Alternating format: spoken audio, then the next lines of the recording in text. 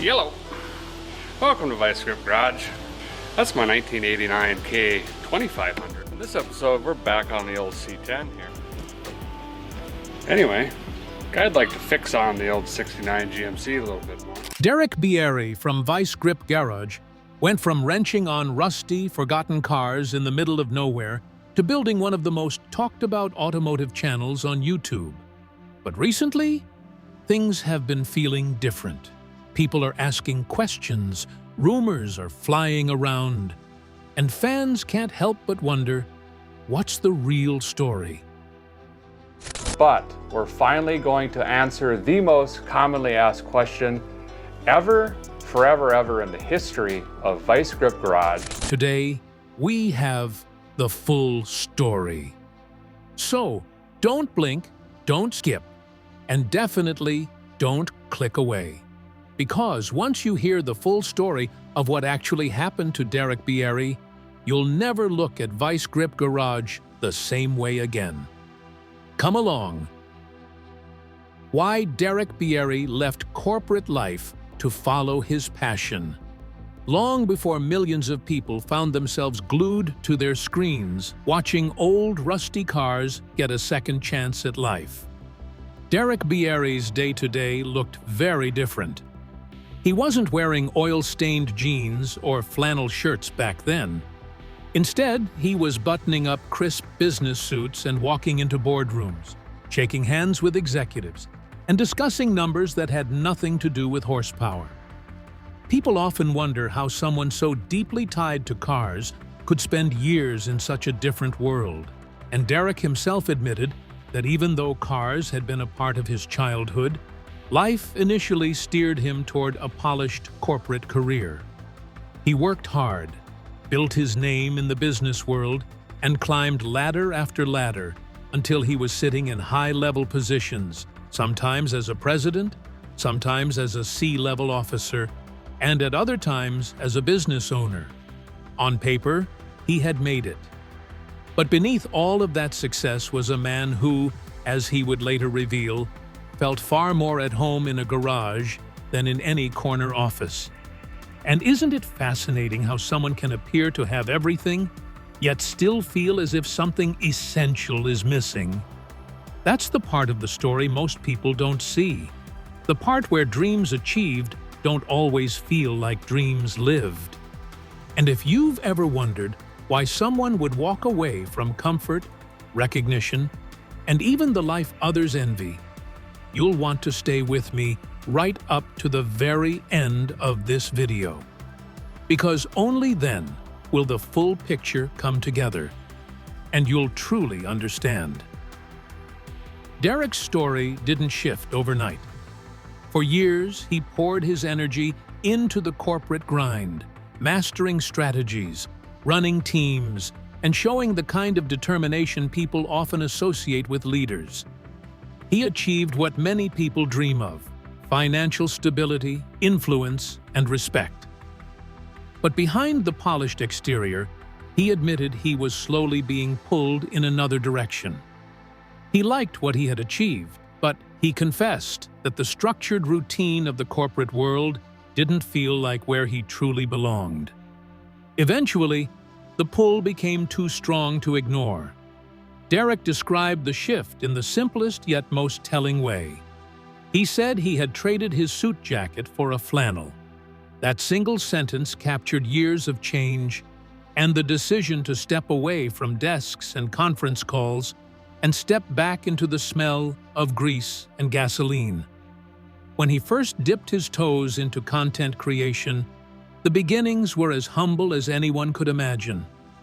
Derek once told the story of how he simply taped a broken iPhone to a garage door one night, rolled a Camaro into the frame, and started working on it with nothing more than determination and a small block paired with a 4-speed. He remembered thinking, "Hey, I could do that. I just gotta learn how to film." That was it. No polished studio, no perfect plan, just one man with a dream, a garage, and an old car. Isn't it interesting how some of the biggest changes in life often start with the smallest and simplest steps? His move away from office life wasn't only about chasing a hobby, it was about finding freedom. Derek admitted that during big meetings, when he was supposed to be focused on strategies, budgets, or presentations, his mind often wandered back to cars. He was thinking about engines instead of charts, and that told him something important.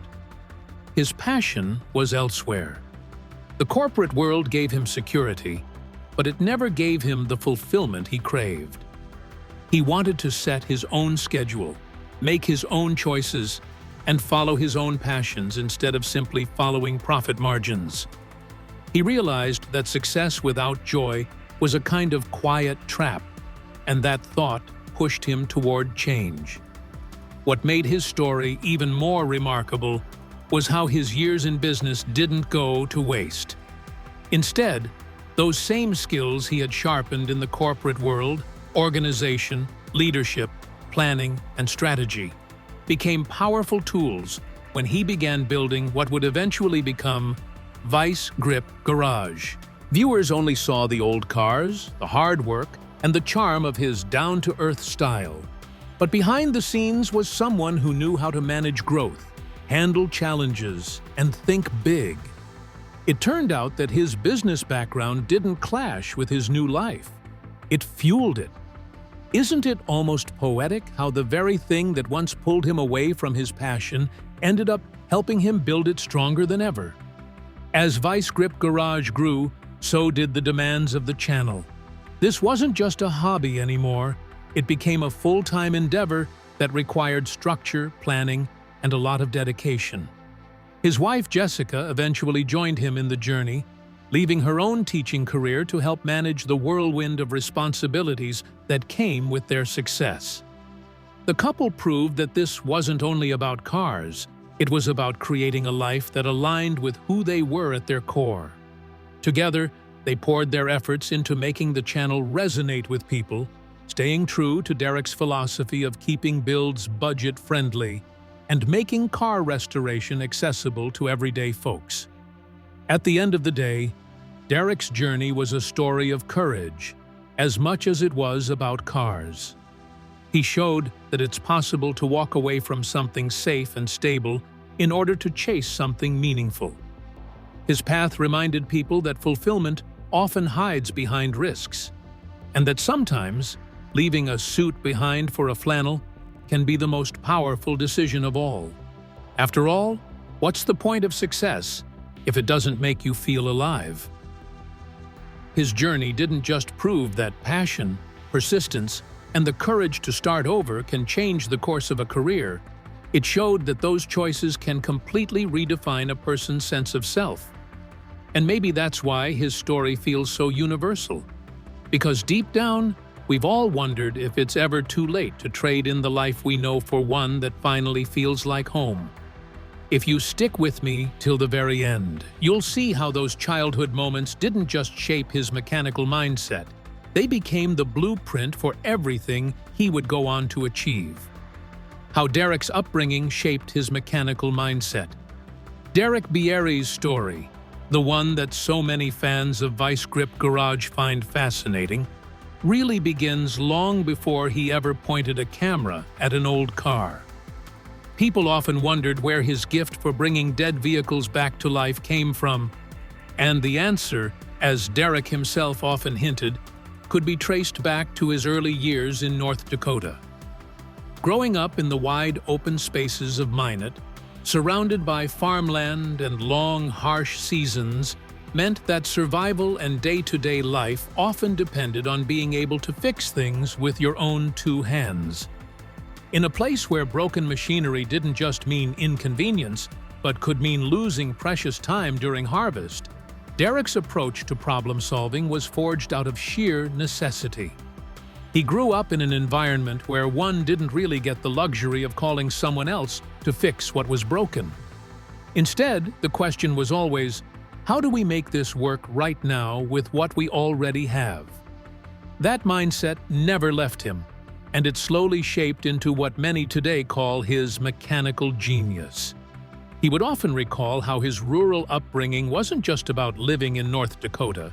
It was about living on a farm, where equipment breakdowns weren't a rare annoyance, but an everyday reality.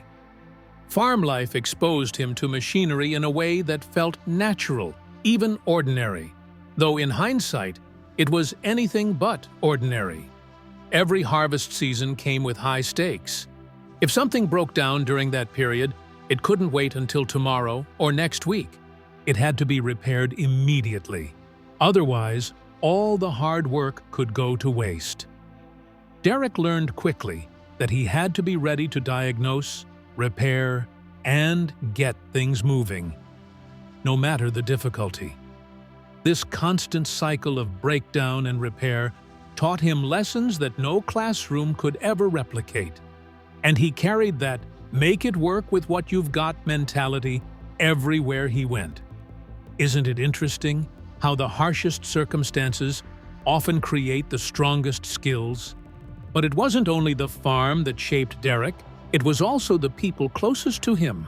When he talked about where he learned his craft, he never pointed to a school or some formal training. Instead, he always credited his father and grandfather. They were his first teachers, the ones who showed him how things worked and how to keep them working. These weren't men who spent time with textbooks or long lectures. They taught by doing, by showing, and sometimes even by saying nothing at all. Derek often spoke about how much he learned just from watching them, noticing the way their hands moved when they turned a wrench, or how they figured out a problem step by step. His father and grandfather didn't just give him technical knowledge, they gave him values. They passed down perseverance, resourcefulness, and attention to detail. Lessons that stayed with him far beyond the workshop. And Derek understood that these values were just as important as the mechanical skills themselves. After all, what good is knowing how to fix something if you don't have the patience to see it through or the creativity to solve it when parts and tools aren't available? That kind of education, the one rooted in family and experience, created something unique in Derek. Many people would say he had a natural talent, but in reality, it was years of absorbing, practicing, and failing until the skills became second nature. Fixing things eventually turned into instinct for him. Where others saw a hopeless pile of rust or a machine that had been silent for decades, Derek simply saw a challenge he could work through. He had spent so many years fixing farm equipment under pressure that the process itself no longer felt intimidating. Isn't it true that when you face the hardest problems over and over, everything else starts to feel manageable? That's why, on his YouTube channel, viewers see a man who seems calm even in the middle of a disaster. What looks like remarkable talent is really the result of decades of building confidence and sharpening instincts, one repair at a time. And perhaps that's the secret people find so inspiring about him. Derek never positioned himself as someone extraordinary. He showed, time and time again, that his so-called genius came from years of living, working, and learning in conditions where giving up wasn't an option. He became the kind of person who could walk into a garage, see a car that hadn't run in decades, and say, "Let's see if we can get this thing going." And more often than not, he did. What others thought impossible, he approached with patience, practicality, and the simple belief that almost anything could be brought back to life with the right effort. Wasn't that, in the end, what made his story so relatable? That someone from a small town with no formal education in mechanics could rise to become one of the most beloved figures in the automotive world just by holding on to the lessons of his upbringing?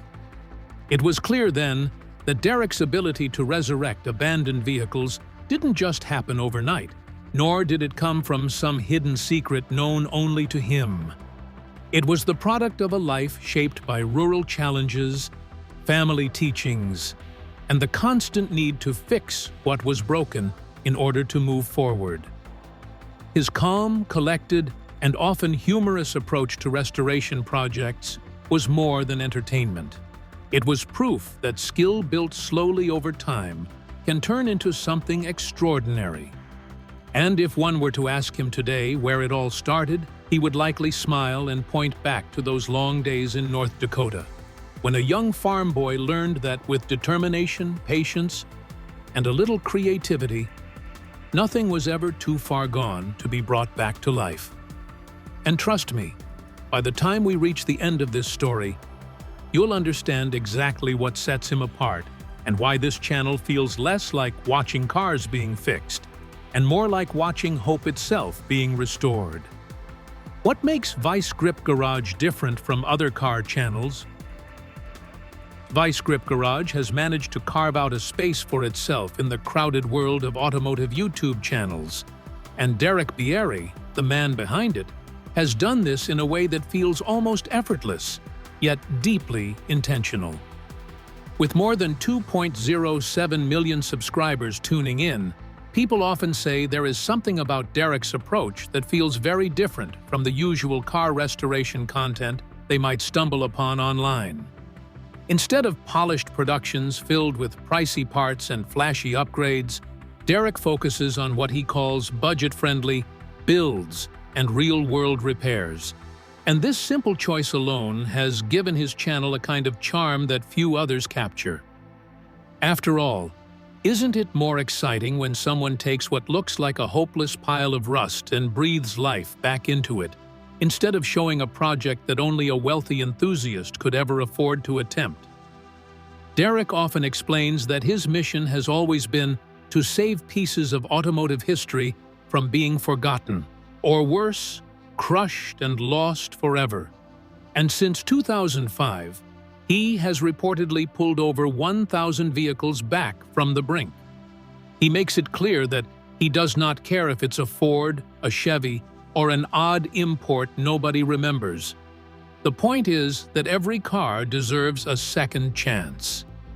What makes his work even more approachable is his humor, which fans describe as disarmingly genuine. He begins many of his videos with a line that has become something of a signature: "I'm an idiot. Do what I do at your own risk." To some, this might sound like a throwaway joke, but for his loyal viewers, it is part of what makes Derek relatable.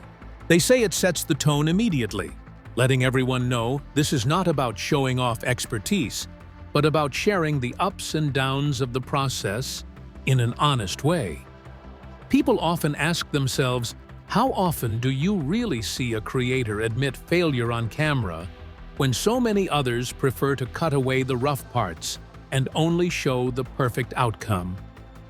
Derek does not shy away from his mistakes, and because of that, people feel they are learning alongside him rather than being lectured by someone far removed from their own level of skill. His self-deprecating humor, paired with his willingness to show the full picture, creates an atmosphere that feels more like watching a friend tinker in his garage than consuming a polished piece of content from a distant personality. Still, humor and honesty are only part of the equation. What really pulls viewers in, as many of them put it, is Derek's gift for storytelling. He insists that every vehicle has its own history, and he treats that history with respect. When he discovers an abandoned car, he doesn't just dive straight into turning a wrench. He takes the time to imagine who owned it, what roads it might have traveled, and why it ended up sitting forgotten for years. Each project then becomes less about just fixing a machine and more about uncovering a story. Isn't that what keeps people watching until the end? The desire to see whether the old engine will roar back to life, and in a way, continue telling its story. Viewers often remark that Derek's content feels like a journey, starting with the discovery of a vehicle on the verge of being lost and ending with the almost magical moment of hearing it come back alive. That arc, that complete beginning-to-end experience, is what makes his videos feel so rewarding. In the end, what Derek Bieri has built with Vice Grip Garage goes beyond car restoration. It is about making people feel included, whether they are experienced mechanics or complete beginners who simply enjoy the ride. It is about humor that breaks down walls and honesty that makes failure feel like part of the fun. It is about stories that remind everyone that even an old, forgotten car still has a voice worth listening to. And really, isn't that why so many people keep coming back? Not just to watch another restoration, but to hear another story, laugh at another self-deprecating joke, and feel, if only for a moment, that they are right there in the garage with him? Derek's channel stands out because it is not just about cars. It is about people, about connection, and about the reminder that even the things we think are beyond saving might still have a little life left in them. With this, we have come to the end of this video. Thanks for watching. If you enjoyed this video, do well to like, comment, and subscribe for more content. To enjoy more thrilling stories, click now on the following video that pops up on your screen.